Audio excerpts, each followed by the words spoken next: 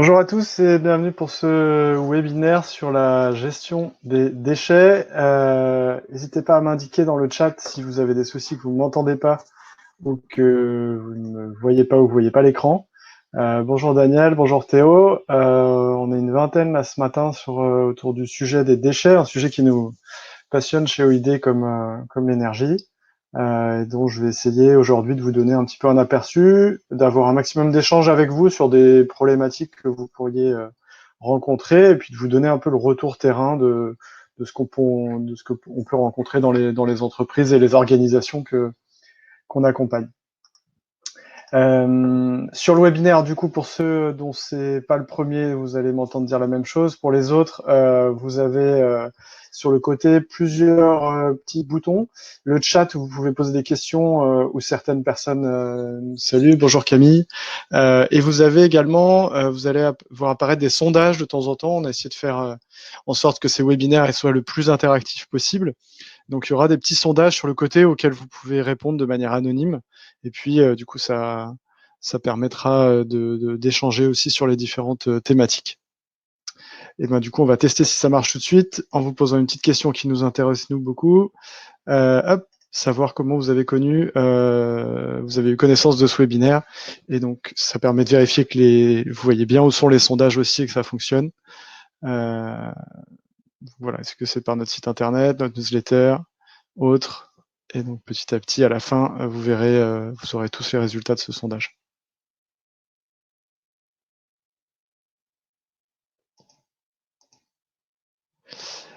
Pendant que vous finissez de répondre à ce sondage, je présente rapidement OID pour ceux qui ne nous connaissent pas. Donc nous, on est une équipe d'ingénieurs, on est une dizaine de personnes basées à Lyon.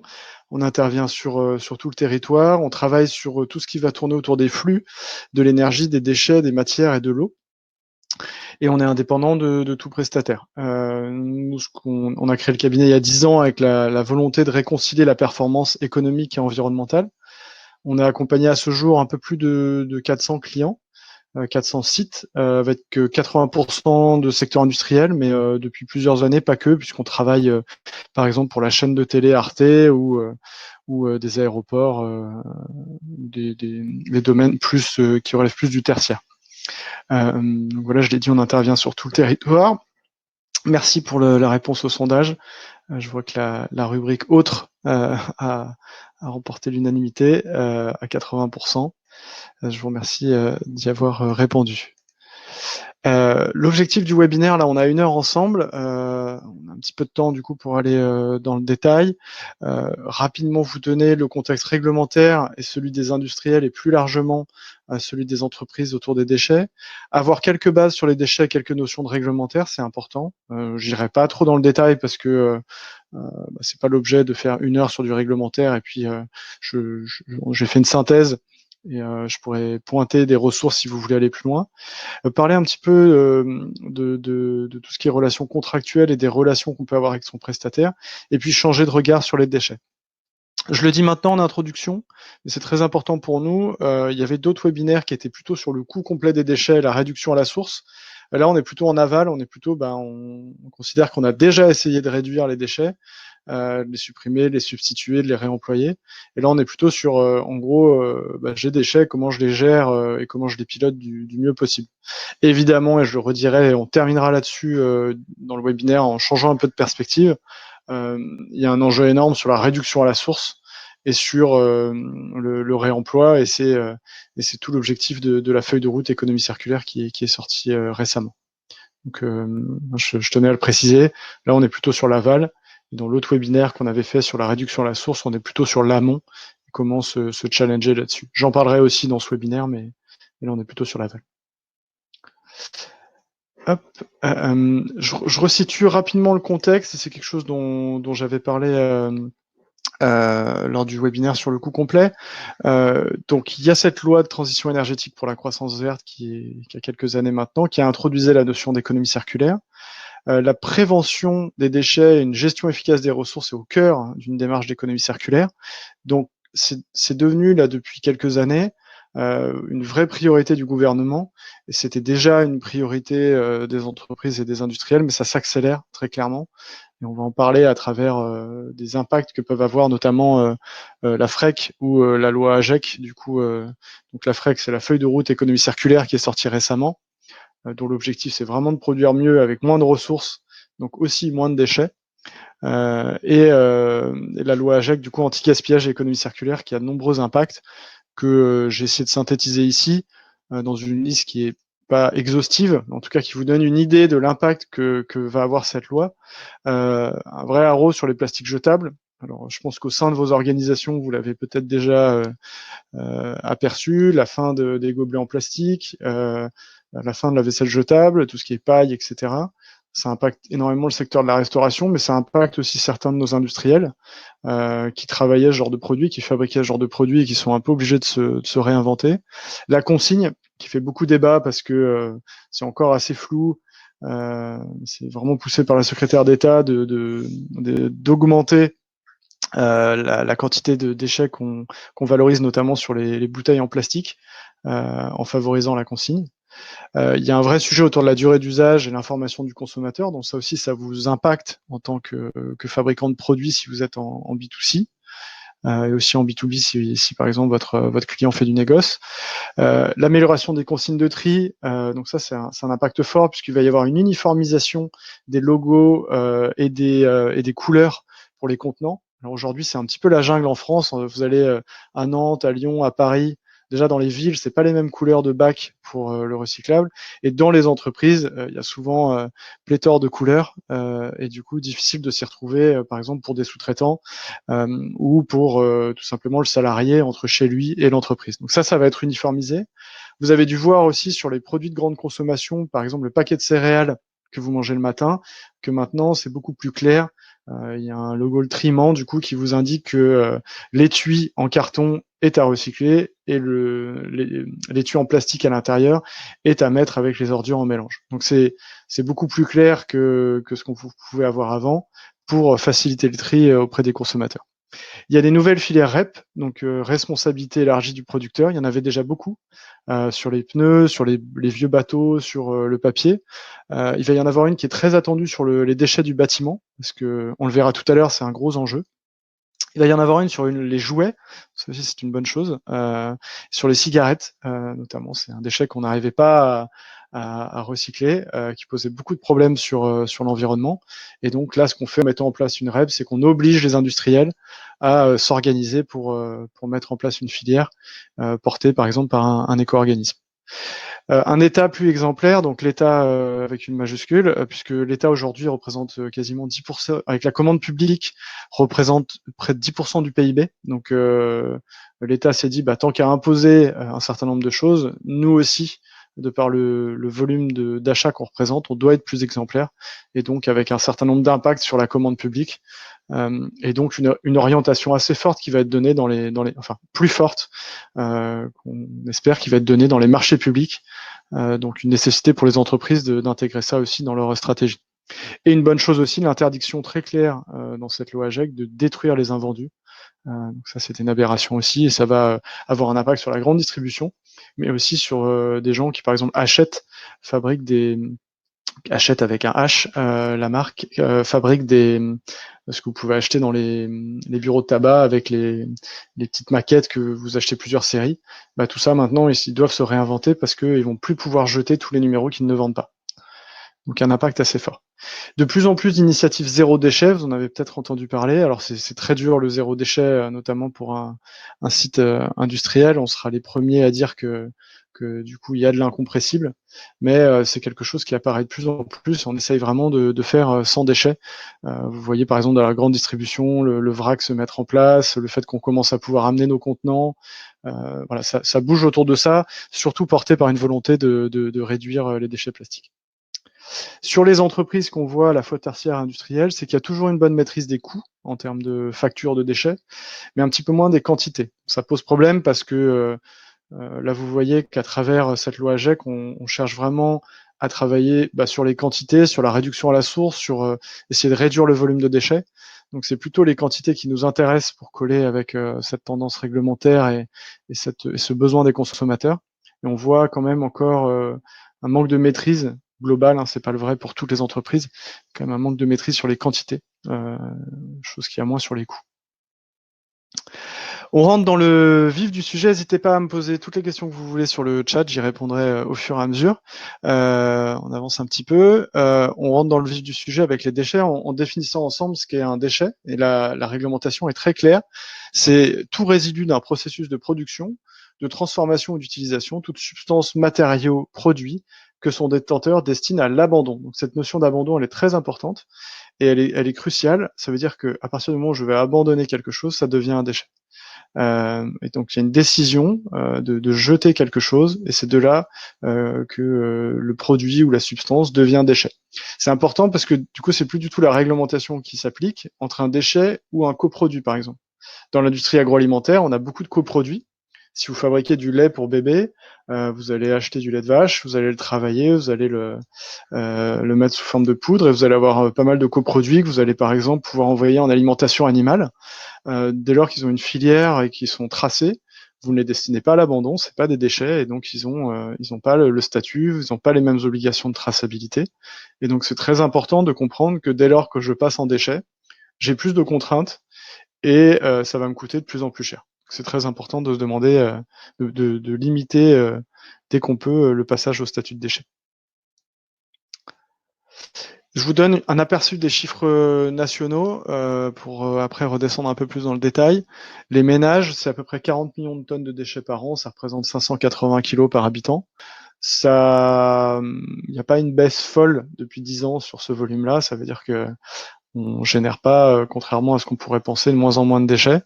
On en trie peut-être un petit peu plus, mais en tout cas, en valeur par habitant, ça ne baisse pas beaucoup depuis 10 ans, c'est assez stable. Il y a eu des baisses plus fortes les années d'avant. Les entreprises, c'est 63 millions de tonnes. Donc concrètement, vos déchets, c'est 2 fois les déchets des ménages. C'est pour ça que l'État cible quand même les entreprises, c'est que vous pesez 2 fois les déchets des ménages. Et enfin, le plus gros générateur de déchets, c'est la construction, avec le secteur du BTP et la démolition, par exemple. Ce qu'il faut dire là, par contre, pour nuancer ça, c'est que c'est beaucoup de déchets inertes, donc c'est beaucoup de déchets qui ont moins d'impact, ils en ont quand même, mais moins d'impact sur l'environnement et les écosystèmes. C'est donc beaucoup de déchets inertes, à la différence des ménages et des entreprises, où c'est plutôt du déchet non dangereux et dangereux. Exactement, Daniel, le fameux lactosérum. Merci. Une vraie valeur. Sur les chiffres clés, pour comprendre aussi d'où ils viennent, du coup, le tertiaire, c'est 30% à peu près, 29% du volume de déchets générés, et l'industrie 37%. Le reste, un petit peu d'agriculture et le secteur du traitement des déchets, de la dépollution, de l'assainissement, qui est un gros générateur aussi. Donc, une répartition à peu près équitable, hein, en grande masse entre le tertiaire, l'industrie et le traitement des déchets. Et ce qui est intéressant de voir, c'est que sur l'ensemble des déchets générés par l'industrie, il y a une grande partie qui est valorisée. Alors ça se comprend parce qu'il y a beaucoup de déchets de process. Par exemple, si vous êtes dans la plasturgie, tous les déchets de process, vous allez normalement les valoriser. Et du coup, il reste une assez faible part d'élimination et du stockage. Donc le stockage, c'est nos fameuses décharges. Et un peu d'incinération sans valorisation énergétique, mais une grande partie de nos déchets sont aujourd'hui valorisés. Donc c'est plutôt une bonne nouvelle. Ça ne veut pas dire qu'on ne peut pas mieux faire, puisque il y a des enjeux extrêmement forts sur une meilleure valorisation. Et aujourd'hui, le contexte est un petit peu plus compliqué que quand cette étude était sortie, notamment avec le fait qu'on a plus de difficultés aujourd'hui à valoriser les déchets, avec une exigence plus haute des pays émergents pour les valoriser. Je vous donne quelques ordres de grandeur. C'est vraiment à la louche, c'est un peu plus fin dans le détail. Mais je vous parlais des déchets inertes du bâtiment. Ça coûte à peu près en traitement 10 euros la tonne. Alors quand on parle, nous, chez OID, d'euros la tonne, on inclut tous les coûts. Donc on inclut les coûts de transport, les coûts de traitement et les coûts fixes comme les coûts de location divisés par le tonnage total annuel, par exemple. Donc les déchets inertes coûtent moins cher. C'est normal parce qu'ils nécessitent moins de traitement et ils peuvent être réutilisés par exemple en remblai. Les déchets industriels banals DIB, alors normalement on n'a plus le droit d'employer ce terme, mais on le retrouve encore chez beaucoup de nos clients, donc pour parler le même langage, on l'a gardé. On va plutôt aujourd'hui parler de déchets non dangereux, les DND. Ça coûte à peu près 100 euros la tonne en l'occurrence plutôt 130, 150 euros. Pareil, en prenant en compte le traitement, le transport et la location d'une benne ou d'un compacteur. Donc ça coûte quand même assez cher. Et si on passe sur du déchet dangereux, là aussi c'est à peu près 1000 euros la tonne. Dans les faits plutôt 700-800. Et là, c'est des déchets qui coûtent beaucoup plus cher. C'est par exemple des bidons qui ont contenu des bidons souillés, des choses qui sont souillées des produits eux-mêmes dangereux. Là, il y a un point important, c'est qu'on voit beaucoup, nous, dans les entreprises, et c'est souvent un point qu'on pose lors des audits, de déchets dangereux qui se retrouvent en déchets non dangereux. Et là, c'est une non-conformité réglementaire. Et c'est un vrai impact pour l'entreprise puisque vous êtes responsable, le producteur du déchet est responsable du déchet jusqu'à son élimination. Donc c'est pas parce que votre prestataire, il vient enlever votre benne et il la met dans une décharge et que du coup votre responsabilité n'est plus engagée. Vous êtes responsable de vos déchets jusqu'à leur élimination. Donc ça reste votre problème et vous pouvez avoir très mauvaise presse, et ça s'est déjà produit si jamais on se rend compte que c'est vos déchets qui sont allés dans une installation de stockage, une décharge qui n'est pas fait pour ça. Et dans l'autre sens, c'est un surcoût, puisqu'on retrouve aussi dans les entreprises beaucoup de déchets non dangereux qui sont en déchets dangereux, et donc un surcoût, et donc quelque chose qui n'est pas optimisé. Et vous voyez qu'il y a un facteur 10 entre les deux, donc un vrai enjeu de maîtriser ça. Je vous ai mis un petit lien là que je vous remettrai, hop, peut-être sur le chat à la fin, avec les déchets du Covid. Donc ça, c'est vraiment d'actualité. C'est le gouvernement essaie de clarifier ce qu'on devait faire des déchets liés au Covid, et je pense que ça impacte certains d'entre vous qui reçoivent du public notamment. Donc ça aussi, point de vigilance là-dessus. Je vous mettrai le lien dans le chat à la fin pour là aussi suivre ces recommandations. Parce on est encore en plein dedans, malheureusement, même si les annonces d'hier sont plutôt optimistes. Un point important, c'est comment faire la différence entre déchets dangereux ou non dangereux. Donc la réglementation a un peu bougé, alors ça fait déjà quelques années, mais tout déchet qui présente une ou plusieurs propriétés de danger selon l'annexe 3 de la directive 2008-98 du 19 novembre 2008. Et du coup, bon, ça a changé. Dès que vous avez ça, c'est forcément un déchet dangereux. On peut se repérer aux étiquettes, et surtout, nous, on travaille beaucoup avec les fiches de données de sécurité, puisque dessus, normalement, il y a indiqué qu'est-ce qu'on doit faire du déchet, et du coup, notamment, s'il doit être éliminé avec en filière de déchets dangereux, ou pas. Donc, si vous avez un doute, toujours intéressant de demander au fournisseur la FDS pour creuser la partie. Il y a toujours une partie liée à l'élimination du produit en fin de vie. Donc, quelquefois, elles sont très floues, mais assez souvent, on a l'info quand même de ce qu'on doit faire du déchet. Alors du coup, on va enchaîner une petite série de quiz. Hop. Et du coup, je vous pose la question suivante. Est-ce que l'article sur la photo, donc c'est une palette, est-ce que c'est un déchet? Vous nous excuserez pour les blagues un peu douteuses, s'il vous plaît. Donc réponse A, oui, c'est un déchet. Réponse B, non. Réponse C, ça dépend. Et réponse D, la réponse D. Normalement, vous avez le sondage qui s'affiche à droite.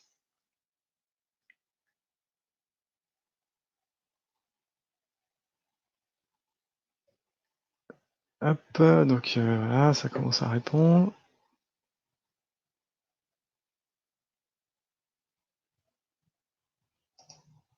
Alors tout le monde m'a mis ça dépend à 100%, effectivement vous avez raison. Ça dépend si c'est une palette où j'ai encore des produits dessus et que je vais m'en servir, c'est pas un déchet.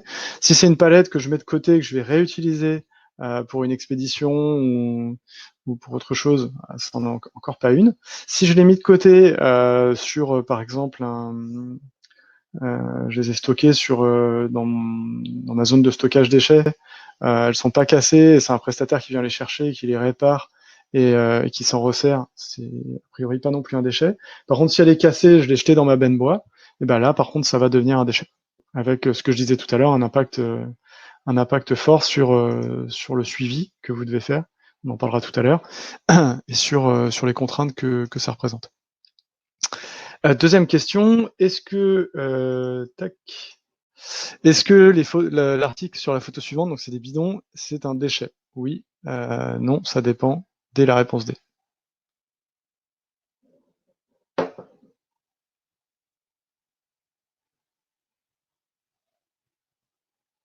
Je vous laisse répondre.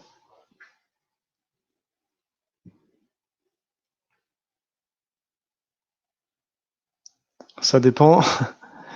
Oui, à 50%. Ça dépend. C'est équilibré entre ça dépend et oui. Alors là, en l'occurrence, c'est des bidons vides qui ont contenu des emballages souillés, des produits dangereux. Donc c'est un emballage a priori souillé, et donc c'est un déchet. C'est un déchet. Ça aurait pu ne pas être un déchet si c'était une entreprise qui fabriquait des produits chimiques, par exemple, et que c'était ses contenants par lesquels elle allait remplir ses produits et ensuite les envoyer chez ses clients. Mais là, en l'occurrence, effectivement, c'est un déchet. Hop, on continue avec cette photo. Est-ce qu'à votre avis, quelle est la catégorie de ces déchets? Est-ce que c'est des déchets non dangereux? Est-ce que c'est des déchets dangereux? Est-ce que ça dépend? Est-ce que c'est des dasseries? Dasseries, c'est les déchets d'activité de soins à risque infectieux. On les retrouve dans les infirmeries des entreprises, dans les hôpitaux. Là aussi, je vous laisse répondre. Pas forcément évident. Ça dépend. Déchets dangereux. Alors, plutôt du déchet dangereux. Ok, bah merci. Plutôt le déchet dangereux qui l'emporte là à 80%.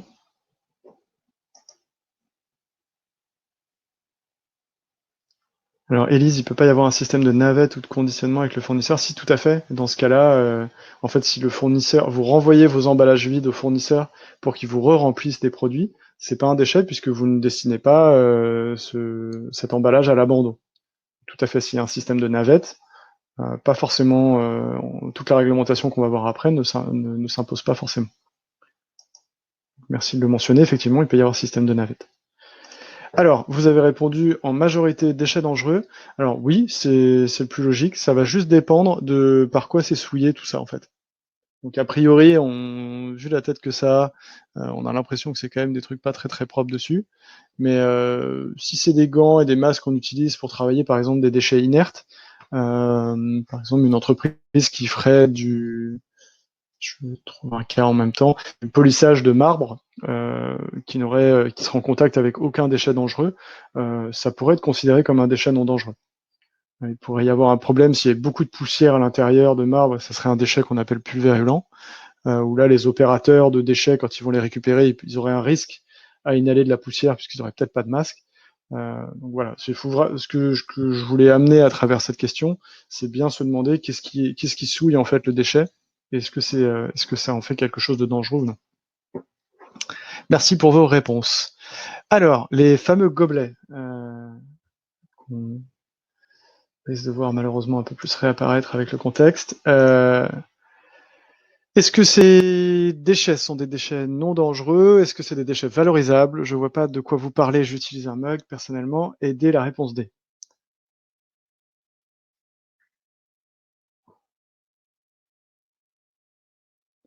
Je vous laisse répondre.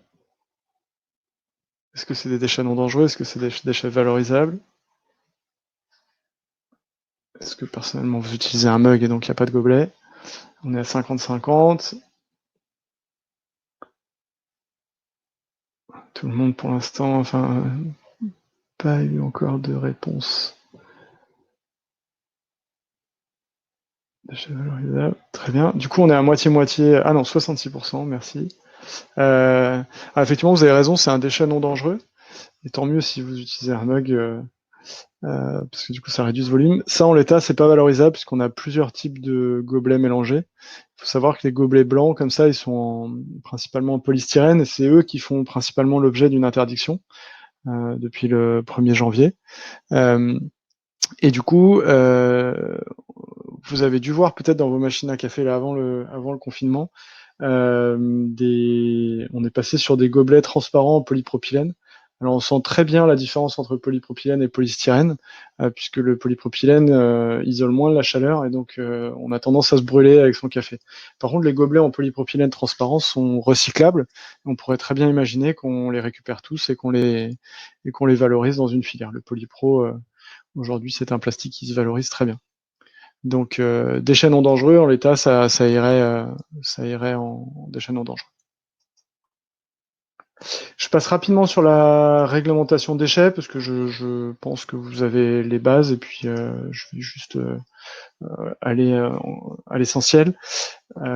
Sur l'impératif de traçabilité, là c'est important de vous dire que dès qu'il y a du déchet, vous devez tenir un registre qui est chronologique, à la fois sur vos déchets dangereux et sur vos déchets non dangereux. Parfois les entreprises pensent que c'est que sur les déchets non dangereux, que sur les déchets dangereux, mais vous devez le tenir sur les deux. Exception faite si vous êtes collecté par le service public. Donc par exemple, si vous avez des bacs de 660 litres et que ceux-là ils sont enlevés par la communauté d'agglo ou la ville dont vous dépendez, vous n'avez pas à tracer ces déchets-là. Tout le reste, vous devez le tracer. Vous devez conserver ce registre 3 ans et vous devez avoir les bordereaux de suivi de déchets pendant 5 ans. Donc à l'exception des huiles usagées et des dépôts en déchetterie. Donc ça, c'est important de mettre en place les process pour que vous ayez tous ces documents, puisque on voit depuis quelques années se renforcer les contrôles de l'ADREAL sur ce genre de sujet. Un autre truc qui vous impacte, ça fait quelques années déjà que c'est en place, mais du coup il y a le décret 5 flux qui est sorti il y a quelques années, et du coup il oblige à trier les déchets de papier, de métal, de plastique, de verre et de bois si vous avez un gisement supérieur, il y a une coquille, à 1100 litres par semaine. 1100 litres par semaine, ça va très très vite. N'importe quel site de production ou tertiaire qui a un peu d'activité, il y est quoi.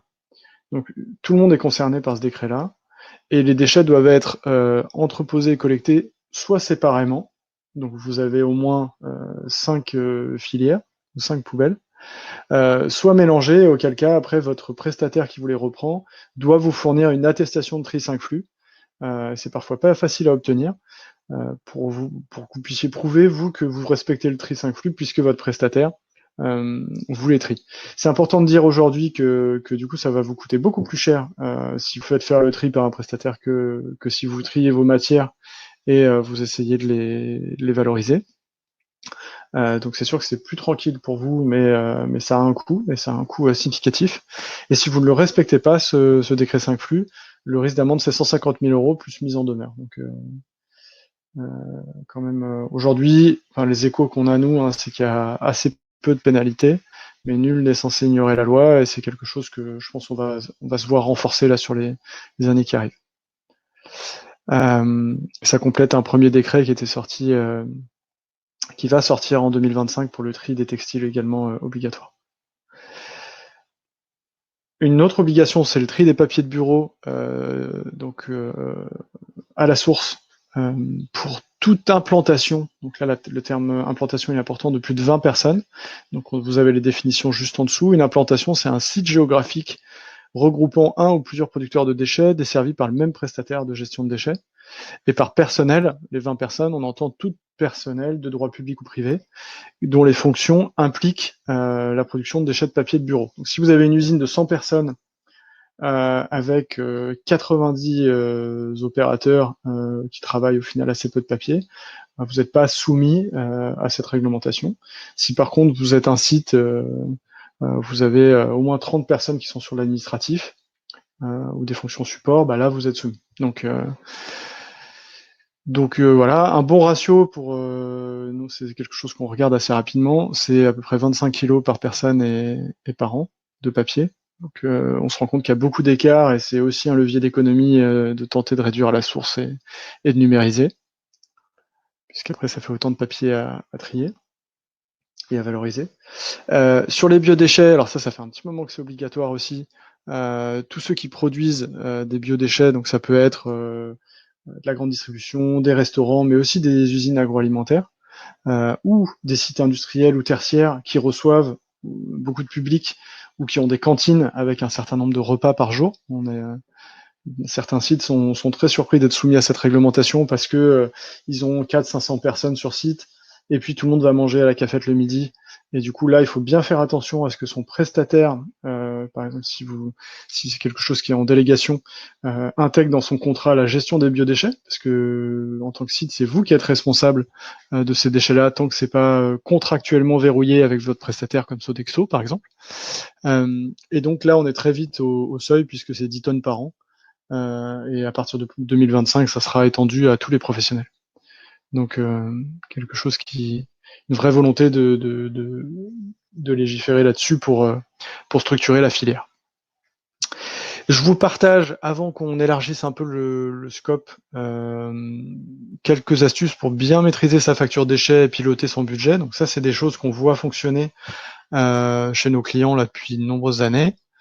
Et on a essayé de vous les synthétiser ici. Les questions à se poser qui sont intéressantes quand on travaille sur les déchets, c'est déjà d'analyser les quantités. Je vous ai dit tout à l'heure que c'était un peu là où le bas blesse sur les déchets dans les entreprises. Les coûts sont très bien maîtrisés, mais les quantités assez peu. Donc se poser la question de quels sont mes principaux déchets générés par mon entreprise. Quelle est la tendance d'une année à l'autre? Est-ce qu'il y a des variations? Comment elles s'expliquent? Est-ce que on a mis en place des actions et est-ce qu'on en a vu l'impact? Est-ce que le tri, par exemple, des déchets a eu un impact sur les quantités de déchets en mélange? Ensuite, faire une synthèse des quantités, bien voir les quantités, les principaux déchets qu'on génère, on valide bien les enjeux, on suit comment ça évolue d'une année à l'autre et on vérifie que les actions qu'on mène ont un impact. Ensuite, on regarde les coûts à la tonne dont j'ai parlé tout à l'heure et je vais reparler juste après. Quels sont les déchets qui me coûtent le plus cher à l'unité? Je parlais des gobelets tout à l'heure, mais en fait, en faisant ce genre d'études, il y a une entreprise qui avait mis en place une filière pour valoriser ses gobelets de café. Et quand on regardait à la tonne combien ça lui coûtait, elle était à 6 000 € la tonne. Donc elle générait pas beaucoup de gobelets par an. En fait, elle avait mis le focus là-dessus, alors qu'à côté, elle avait des déchets de plastique en beaucoup plus grande quantité dont elle s'était pas occupée.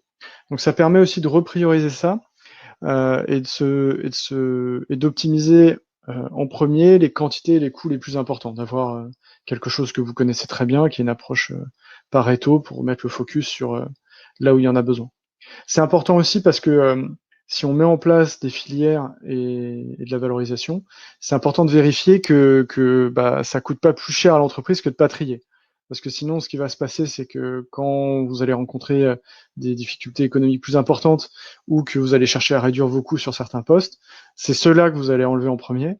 Et du coup, c'est très compliqué d'expliquer aux équipes après qu'on trie ce déchet et qu'on le trie plus et qu'on le retrie et qu'on le trie plus.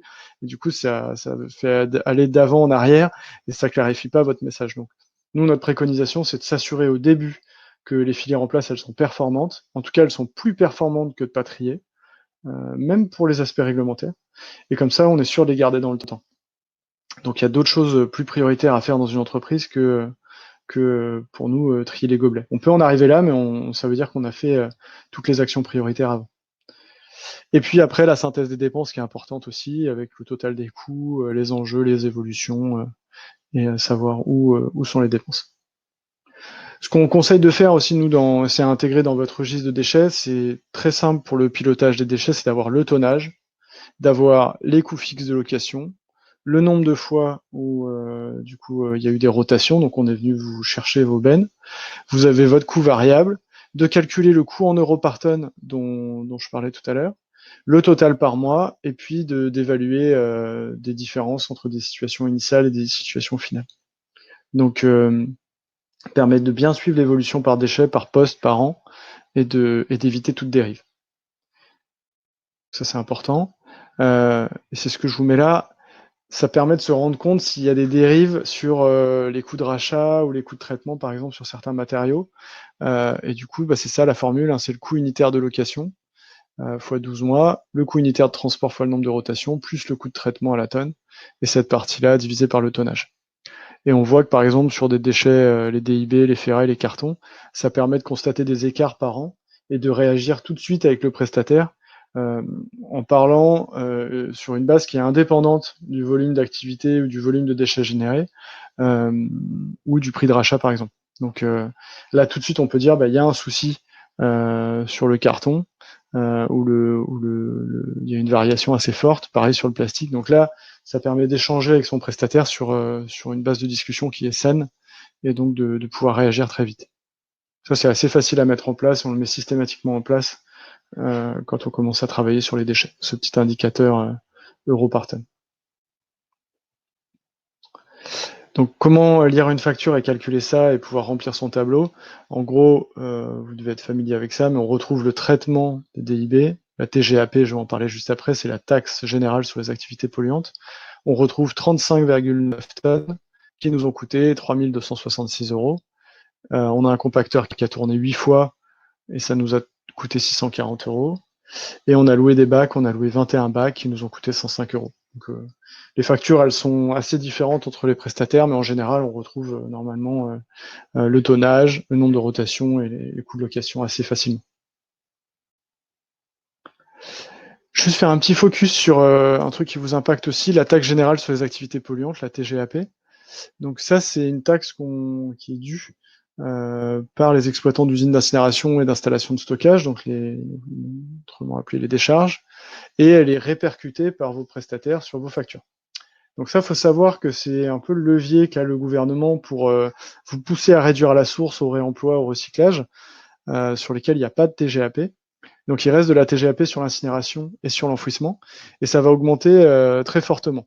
Par exemple, sur les déchets non dangereux, en 2020, le coût à la tonne pour l'incinération, il est entre 3 et 15 euros de TGAP par tonne. Et du coup, en 2025, on prévoit une augmentation qui est assez forte puisqu'elle va quasiment doubler entre 7,5 et 25 euros. Donc pour les sites qui ont plusieurs dizaines, voire plusieurs centaines de tonnes de DIB, de déchets non dangereux, ça va avoir un impact très fort sur votre facture et sur vos budgets. Sur le stockage, on voit que c'est encore plus fort, puisqu'on va passer entre 18 et 42 euros la tonne en fonction du type de site et de ses certifications, par exemple, à 65 euros la tonne de TGAP en 2025 sur l'enfouissement. Donc très clairement, l'objectif à travers ça, c'est de pousser les entreprises à envoyer de moins en moins de déchets en incinération et en enfouissement et en incinération. Pour les déchets dangereux, on n'a pas encore les chiffres, mais du coup, il est probable que la tendance soit à peu près la même.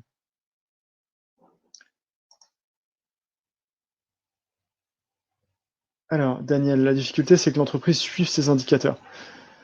Alors, elle le comprend assez bien quand elle voit ce dont on va parler tout à l'heure, l'intérêt que ça a pour négocier avec son prestataire. En fait, souvent, l'entreprise, elle est un peu démunie parce que elle dit ah, ma facture de déchets elle a augmenté. Elle appelle son prestataire de déchets. Elle dit bah c'est pas normal, ma facture elle a augmenté de 50%. Le prestataire de déchets il lui dit bah, c'est normal, vous en avez plus, j'ai envoyé dans telle filière parce que l'autre est plus disponible. Et du coup bah l'entreprise elle a pas moyen de vérifier. Donc moi, le premier argument qu'on met en avant, c'est que ça lui permet de vraiment comprendre et de décrypter ses coûts de déchets. C'est c'est un petit peu comme si on raisonnait en coût absolu sur les mutuelles, par exemple. C'est très compliqué de comprendre pourquoi ça coûte ça et pas autrement. Et bah, du coup, d'avoir des tableaux vraiment où on compare les prestations avec les types de couverture et qu'est-ce qui a changé d'une année à l'autre, bah, du coup, on est beaucoup plus en mesure de discuter avec son prestataire, avec son fournisseur pour comprendre ça. C'est ce qu'on leur explique et c'est souvent comme ça ils comprennent leur intérêt à mieux piloter ça.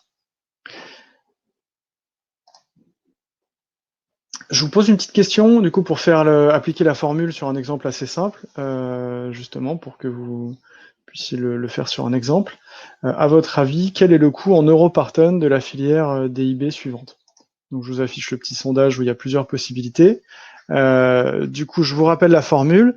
Vous pouvez le faire avec votre téléphone sur une petite calculette.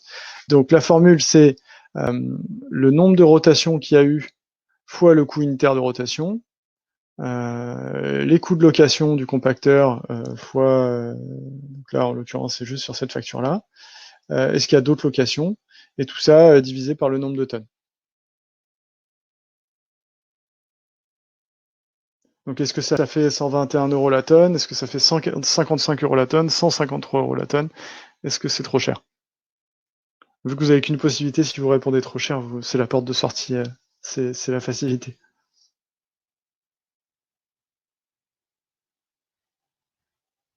Donc là, ça vous permet juste de faire le calcul une fois, comme ça, si vous avez besoin de le faire sur d'autres déchets, vous saurez le faire.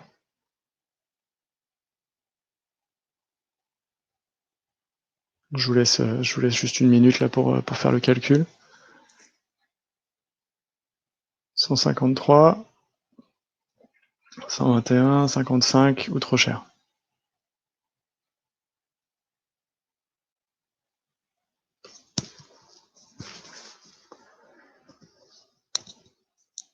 C'est anonyme, hein. Je le précise, il n'y a pas de toute façon.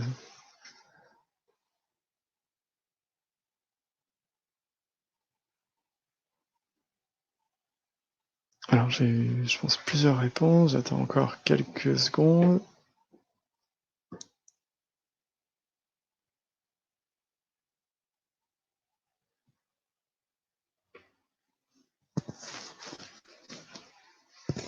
Je vais le faire aussi sur mon téléphone.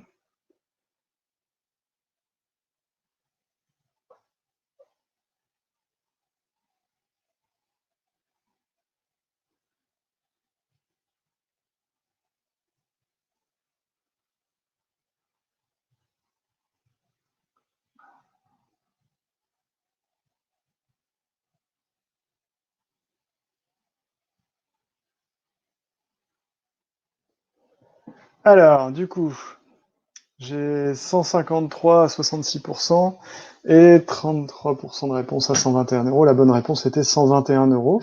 Alors, je vous explique comment on calcule ça. Du coup, les coûts de location, ils sont de 315 euros plus, je vais le faire en même temps, 315 euros pour louer mon compacteur DIB. Et ensuite, j'ai 37 contenants. Donc ça, c'est des petites poubelles que je dois avoir partout sur le site pour ensuite aller le mettre dans mon compacteur, qui me coûte 5 euros le contenant. Donc j'ai 500 euros de budget location pour toutes les tonnes que j'ai générées sur cette facture, qui sont de 35,9 tonnes. J'ai généré 35,9 tonnes. Donc j'ai 500 euros de location et j'ai 80 euros x 7 de transport. Ça me coûte 80 euros à chaque fois que le camion il vient chercher mon compacteur et il est venu 7 fois. Donc 1060. Je divise ça par 35,9. Ça fait 29,52, disons 30 euros par tonne. Et je rajoute les 91 euros la tonne que ça me coûte à chaque fois que je les envoie quelque part. Et du coup, ça fait 121 euros la tonne. Voilà, n'hésitez pas à me poser des questions si c'est pas clair. Normalement, voilà, c'est le même exercice à chaque fois. Il faut juste s'y retrouver sur la facture et pas se tromper sur les locations et les tonnages. Je vous rappelle juste un truc important et une erreur qu'on voit souvent, c'est que sur le rachat de matière, il n'y a pas de TVA. Donc, si on vous donne, si le prestataire vous envoie si vous envoyez des factures au prestataire pour vous faire racheter la matière, il n'y a pas de TVA. Et on voit encore beaucoup d'entreprises qui pensent que leurs déchets sont valorisés et rachetés. Et en fait, quand on appelle la comptabilité, en fait, quelquefois, il y a des factures qui sont oubliées, qui sont pas faites. Et parfois, du coup, ça fait 1 an ou 2 ans que on valorise tout, on pense que tout est nickel. Même dans notre tableau de suivi, on met moins 20 euros la tonne par tonne de carton. Et en fait, rien n'est racheté. Donc, point de vigilance là-dessus, sur la TVA et sur le fait d'être bien sûr que vous faites les factures à votre prestataire. C'est à vous de faire ces factures, sans TVA. Donc sur la partie négociation qui est importante sur le contrat déchet, puisque il ne s'agit pas de tordre le cou au prestataire, il s'agit juste de tout mettre en place pour que vous puissiez avoir une prestation qui est adaptée, des coûts qui soient adaptés, des filières qui soient adaptées. Que vous travaillez comme ça sur le long terme avec eux, et c'est là qu'on voit les organisations les plus performantes en fait avec dans les entreprises. Donc c'est pas toujours possible, mais la durée du contrat reconductible chaque année, de manière tacite, avec un rendez-vous avec le commercial qui est prévu 2 à 3 mois avant la fin du contrat. Au moins, ça l'oblige chaque année à venir vous voir et à vous proposer de nouvelles choses, des choses qu'il a pu mettre en place, des innovations. Comme ça, vous avez euh, le, les meilleures propositions possibles. Ça évite d'avoir des contrats de 3 ans où il vient au début, ils sont souvent là, et puis du coup, après la prestation n'est pas forcément challengée. Et puis tous les 3 ans, vous changez de prestataire, ça permet d'éviter ça et de travailler un peu plus main dans la main. Donc voilà, convient d'un rendez-vous pour négociation. Et puis de temps en temps de mettre en concurrence, alors pas forcément pour réduire les coûts, mais aussi pour voir s'il n'y a pas des déchets que vous avez qui pourraient être valorisés par un autre acteur, parce que tout le monde n'a pas les mêmes filières et les mêmes unités de valorisation. Et puis voir aussi s'il n'y a pas un acteur plus local, plus régional qui s'est mis en place, puisque les déchets, ce qui coûte souvent très cher, c'est leur transport. Et que c'est quand même dommage, puisqu'on parle d'environnement, d'envoyer des déchets à l'autre bout de la France pour gagner quelques euros la tonne, et puis alors que le prestataire local, c'est juste qu'il n'a pas été consulté ou qu'il n'a pas bien compris les enjeux. Donc, ce qui est important de demander à votre prestataire de déchets, c'est déjà un reporting actualisé. Donc ça, c'est à lui de vous le fournir et qu'il soit sous le format que vous souhaitiez. Ça, c'est important et c'est à mettre dans le contrat et à mettre dans la demande. Et à être bien sûr que c'est rempli. Comme ça vous évite de vous bagarrer avec lui tout le temps pour avoir des factures ou des données. Et puis, lui, il a tous ses tableaux, il a toutes ses infos. Faut juste qu'il ait une saine pression dans le contrat avec lui pour bien que vous les ayez. Parce qu'on voit beaucoup d'entreprises se bagarrer pour avoir ces données-là, alors qu'elles sont capitales pour bien piloter les déchets. Bien définir les indexations des rachats de matière, même si aujourd'hui on est encore un petit peu dans le flou et que ça a bien baissé, il faut prévoir ça. Bien travailler sur la communication et sémiotique, avoir une communication qui est claire, avoir des couleurs qui sont uniformes, avoir vraiment ça de clair avec le prestataire. Et un point important, c'est vérifier la bonne adéquation entre votre remplissage de benne et la fréquence d'enlèvement. Il ne faut pas que le prestataire décide à chaque fois de quand c'est qu'il vient chez vous en fonction de ses tournées, parce que lui, il vous facture une rotation à chaque fois. Et donc, au fur et à mesure du contrat, c'est important de bien définir que c'est à vous de définir la fréquence d'enlèvement. Ou alors d'automatiser ça avec un taux de remplissage et puis de la télérelève sur votre compacteur ou vos compacteurs pour qu'ils viennent quand il est rempli à un pourcentage que vous définissez. Et bah là, par exemple, c'est quelque chose qu'on regarde souvent, de regarder la densité d'ébène en fonction du temps. Là, vous voyez que dans ce cas-là, on compare la ligne orange, qui est une densité moyenne de compacteurs pour la typologie de déchets de ce secteur d'activité. Et en bleu, c'est le poids dans le compacteur, la densité du compacteur sur l'année 2018. Ce qu'on voit là, c'est que c'est en constante baisse. On voit la droite de tendance. Ça veut dire que potentiellement, on enlève de plus en plus souvent ce compacteur où il est de moins en moins rempli. Donc ça, c'est problématique parce que ça veut dire que les coûts de transport vont exploser et ça veut dire que le coût en euro par tonne va exploser. Hop, je regarde, j'ai une petite question. Daniel, sur les métriques annuelles, on voit des différences surprenantes en prestataire, voire même chez les mêmes prestataires au cours de l'année. Oui, alors les coûts ont varié énormément, mais ils varient pas tant que ça. C'est pour ça que c'est très important de définir sur quelle base, dans le contrat, le prestataire se fixe pour vous donner les cours de rachat, les cours de rachat et la TGAP, et que vous ayez accès à cette information. Parce que sinon, si vous n'y avez pas accès, il vous dit un peu comme ça l'arrange. Et il faut comprendre que les seules personnes qui arrivent à gagner de l'argent sur les déchets, c'est pas vous, c'est les prestataires. C'est leur métier. Donc là, en l'occurrence, sur le plastique, moins ils vous le rachètent cher, et plus ils le valorisent derrière. Même si je mets un petit gros bémol en ce moment depuis plusieurs mois, un petit peu plus sur les difficultés d'écoulement des déchets valorisables.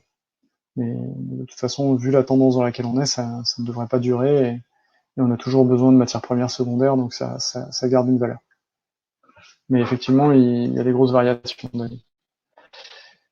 Je vous ai mis là, et c'est une ressource qu'on pourra partager, c'est des ordres de grandeur de masse volumique de déchets pour vérifier justement que les bennes sont bien remplies et qu'il n'y a pas de dérive de ce côté-là. Donc ça, c'est quelque chose qu'on pourra vous partager. Les points de négociation que vous pouvez avoir avec votre prestataire, c'est le rachat des matières valorisables, bien définir les cours et qu'est-ce qui est racheté, comment, etc. Les coûts de traitement, évidemment, de bien comprendre qu'est-ce qui relève de la prestation du prestataire et de la TGAP notamment, et de bien avoir le détail des deux. La taille des contenants, évidemment, plus on met un contenant de taille importante et moins on a besoin de le faire tourner, et moins ça nous coûte en transport et moins on a d'impact CO2 sur le transport, avec évidemment une contrainte de place et d'hygiène parfois. Le stockage des déchets, plus on peut compacter, plus on peut travailler sur le mode de stockage et plus il y a un levier là-dessus. Et après, une autre solution, c'est de mutualiser les achats. Donc, on voit ça de plus en plus aussi en se regroupant à plusieurs entreprises et en ayant un collectif qui peut travailler avec un prestataire et donc avoir des tournées optimisées. Ça se fait dans de plus en plus de zones d'activité et ça se fait aussi à travers des démarches d'écologie industrielle et territoriale dont vous avez peut-être entendu parler. Voilà. Je vous ai mis quelques ordres de grandeur, je passe rapidement là-dessus parce que c'est des coûts qui varient assez fortement, mais voilà, des coûts min et des coûts max d'euros par tonne pour des déchets non dangereux. entre 110 et 170 euros la tonne. On a des entreprises qui sont à 300 ou 400 euros la tonne, parce que du coup, c'est pas du tout optimisé, et parce qu'il y a quelque chose, il y a un dysfonctionnement qui n'avait pas été vu. Sur le plastique, là aussi, on arrive à des coûts entre 10 euros la tonne au global avec le rachat, mais le coût de transport et un coût de location s'il y en a. Mais on voit que on doit quand même essayer de rester moins cher que les déchets non dangereux.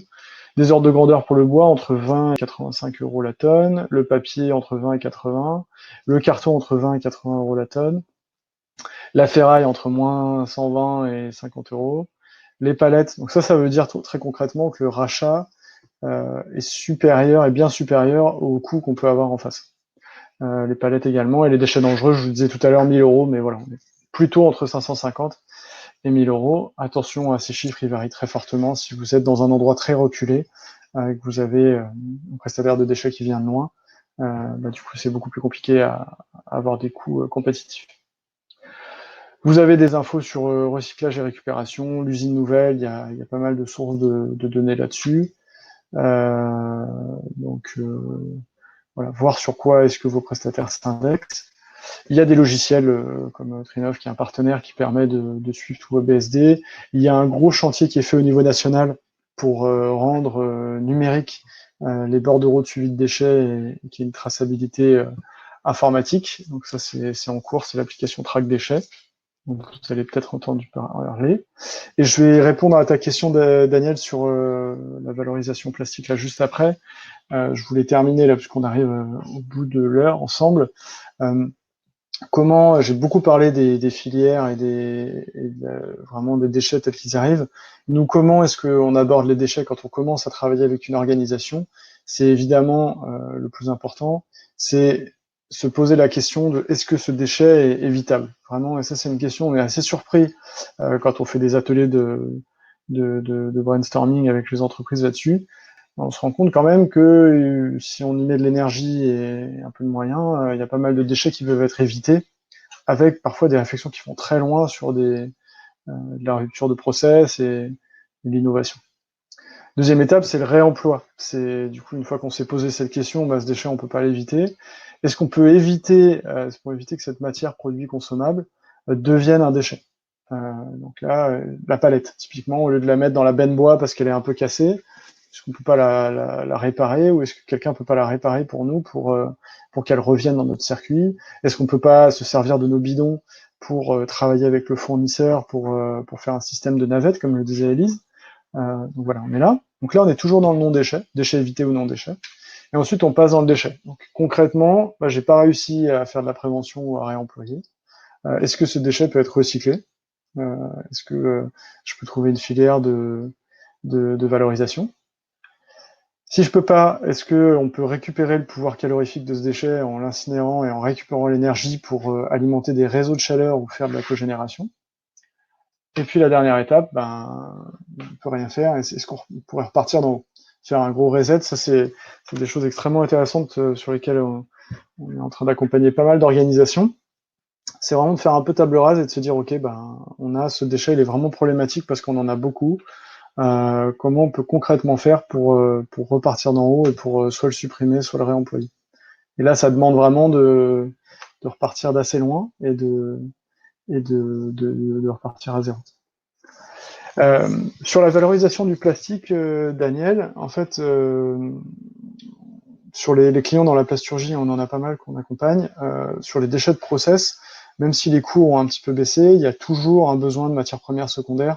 Et avec le contexte Covid est évidemment un peu plus compliqué. Mais par contre, sur ces industriels-là qui ont des flux propres, bien identifiés, de polypropylène, de polyéthylène, même d'ABS pour l'industrie automobile, ou des bidons en grande quantité, ça se valorise très bien. Il y a des acteurs. Les coûts ont peut-être un petit peu baissé, mais il y a un besoin sur cette matière. Surtout si elle est propre et non souillée. Deuxième problème, c'est plutôt ceux qui vont avoir plusieurs types de plastique dans des quantités assez faibles. Par exemple, un centre de stockage, il va recevoir un peu de polystyrène, un peu de plastique d'emballage, les cerclages. Et là, du coup, c'est beaucoup plus compliqué parce qu'en fait, on n'a pas les volumes suffisants Et le plastique, dès lors que il est très volumineux, mais assez peu dense, assez peu lourd, du coup, on a du mal à le valoriser puisqu'il y a beaucoup de coûts de transport. Donc là, c'est beaucoup plus dur. Mais aujourd'hui, c'est faux de dire que les plastiques ne se recyclent pas. La question, c'est juste d'avoir des quantités suffisantes pour pouvoir adresser des filières et être rentable. Vous avez des centres commerciaux qui valorisent le polystyrène notamment parce que ils ont des grosses quantités et du coup ils le compactent, ils en font des espèces de briques de polystyrène et ça repart dans le cycle. On a des entreprises qui font des isolants pour les maisons avec de l'aluminium et une grosse couche de polystyrène. Bah, eux, ils ont des chutes énormes et du coup ils vont même jusqu'à liquéfier le polystyrène pour après le réenvoyer aux producteurs de polystyrène qui en intègrent une partie dans ces nouvelles fabrications. Donc en fait, la difficulté qu'on a sur le plastique, c'est sur des petits gisements diffus. Et c'est la même chose pour nous en tant que particuliers, c'est ce qu'on essaye de faire avec la consigne et avec l'élargissement des consignes de tri que vous avez peut-être dans vos communes. C'est le cas à Nantes et à Lyon, par exemple, que j'ai vu récemment, et à Marseille aussi sur certaines communes, où en fait on vous dit que dans votre bac jaune, vous pouvez mettre plein de plastiques différents d'emballage parce que le centre de tri va pouvoir les trier. Euh, donc, euh, donc on peut aujourd'hui les recycler, c'est juste pour les entreprises difficiles quand on en a beaucoup des différents et assez peu de quantité. Daniel, sur les bidons, certaines entreprises en ont vraiment beaucoup, comment les valoriser, voire les réutiliser? Là, il faut se rapprocher d'un prestataire qui peut vous les reprendre, il faut se poser la question de est-ce qu'ils sont souillés ou pas, parce que s'ils sont souillés, ça va être plus compliqué de les valoriser, il faudra passer par une prestation dédiée. Est-ce qu'ils sont du même matériau ou pas? Il y a des entreprises qui font des bennes plastiques où elles mélangent dedans, elles séparent par exemple plastique dur et plastique mou. On n'est pas forcément fanat de cette solution parce qu'elle amène à des coûts importants et puis quand on challenge un peu la filière derrière de valorisation, elle est pas tout le temps nickel. Donc nous, on préfère se concentrer sur les volumes importants et on préfère aider l'entreprise à se remettre en question sur ses plastiques. Si elle en a plein des différents, est-ce qu'elle peut pas travailler avec ses fournisseurs pour uniformiser par exemple ses modes de compte, ses contenants. Bah voilà, on a quelques minutes, je vais rester quelques minutes encore pour si vous avez des questions. Je vous remercie en tout cas d'avoir participé à ce webinaire, on était un petit peu nombreux, ça fait plaisir. Et du coup, n'hésitez pas si vous avez des questions maintenant en lien avec ça ou des sujets dont j'ai pas parlé et où vous posez des questions. Donc, n'hésitez pas, il y a le chat pour ça. Je reste quelques minutes encore. Merci en tout cas à tous ceux qui ont participé et qui doivent maintenant nous quitter car il est 11 heures. Merci Nicolas, merci pour ta fidélité également parce que tu étais là au coup complet. Donc tu as vu à la fois l'amont et l'aval. Merci à toi, excellent week-end.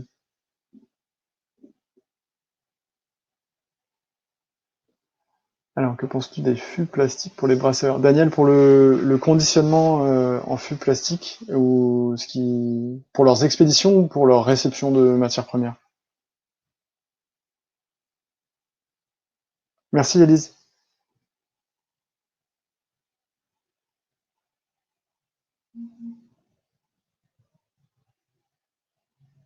Alors, nous, merci beaucoup Déborah. Expédition. Alors nous, le plastique, en fait, je pense que le vrai défi en termes d'environnement, c'est sur le plastique jetable. Le plastique, s'il est bien géré, bien réutilisé en termes de conditionnement, il pose absolument aucun problème. C'est pour nous, ça pose problème quand c'est vraiment un usage qu'on peut substituer, qu'on a choisi pour des raisons financières et qu'en fait derrière on se rend compte qu'en termes de praticité, c'est pas terrible. Mais faire de l'expédition en fût plastique, il y a des fois où c'est de toute façon indispensable. Et si c'est bien géré, par exemple les fûts IBC là, que vous avez dû voir, les fûts 1000 litres qu'on voit sur beaucoup de sites industriels, notamment sur des produits chimiques, fabrication de produits chimiques ou d'agroalimentaire, et qu'on voit après dans les jardins partagés, par exemple, pour récupérer l'eau. D'ailleurs, j'espère à chaque fois que j'en vois un dans un jardin partagé qu'il n'a pas servi pour, euh, pour avoir des produits très toxiques à l'intérieur. Mais Petite parenthèse fermée. C'est très bien géré ces fûts, hein. Ces IBC là, on les appelle IBC, c'est en circuit fermé, ils se réparent. Et encore une fois, c'est parfaitement adapté pour beaucoup d'usages. Je pense que ce qu'il faut se dire sur le plastique, c'est que ce qu'on cible, et nous c'est ce sur quoi on accompagne nos clients, c'est la réduction, faire un reset sur vraiment dès qu'on peut supprimer un plastique à usage jetable, parce qu'en plus le consommateur est de plus en plus vigilant là-dessus. Donc ça impacte beaucoup la restauration collective, ça impacte beaucoup euh, tout ce qui va être établissement qui reçoit du public. Et ça impacte aussi beaucoup les industriels qui fabriquent ce genre de produits ou qui proposent par exemple des gobelets partout. Mais là, l'impact sanitaire risque de ralentir un peu ce genre de démarche. Mais voilà, moi j'ai aucun problème avec les fûts plastiques. Alors, la bonne solution pour valoriser ces gros fûts, c'est déjà de se rapprocher de son fournisseur, Marc. Merci Justine. C'est de se rapprocher de son fournisseur parce que souvent, lui, il a la capacité de... Ils ont des chaînes de nettoyage d'IBC. On voit ça sur les IBC, sur les fûts en métal également. Et, et du coup, ben, se rapprocher de son fournisseur pour voir si tout simplement il peut pas les récupérer, les nettoyer et remettre le même produit dedans. Parce que il y a quelques fois où s'il a contenu des produits chimiques, si on remet le même produit chimique à l'intérieur, évidemment, il faut pas se tromper. Et du coup, de leur côté, faut s'assurer qu'ils sont suffisamment structurés pour pas mélanger des bases et des acides. Mais bon, c'est normalement leur métier, donc il n'y a pas de souci. Euh, et, et du coup, bah, voir avec eux, je pense que c'est la première solution. Et après, c'est vraiment des produits qu'on n'a aucun mal à valoriser. Sauf si on en a un ou deux par an, et là, peut-être s'assurer qu'ils n'ont rien contenu de chimique, et puis voir pour une évacuation plus locale. Là aussi, moi, je compte sur la FREC, enfin la feuille de route, et sur la loi anti-gaspi pour assouplir un petit peu les conditions de don aussi, par exemple, de palettes pour faire des meubles, pour ces fûts, pour les jardins partagés, enfin des choses qui ont vraiment peuvent avoir une deuxième vie facilement, mais on a beaucoup de mal à mettre en relation les industriels et puis des gens dont c'est pas forcément le milieu. Les industriels ils ont besoin de traçabilité et d'être sûr que leur responsabilité n'est plus engagée. Et, euh, et les acteurs voulant les récupérer n'ont pas tout le temps les moyens de leur donner ça, quoi. Merci Marc. N'hésitez pas, je reste encore quelques minutes s'il y a des questions. Merci en tout cas encore pour votre participation et vos retours, ça me fait vraiment plaisir. Et puis du coup, je crois les 2 prochains webinaires, j'en ai pas fait la pub, je vais me faire gronder par mes collègues.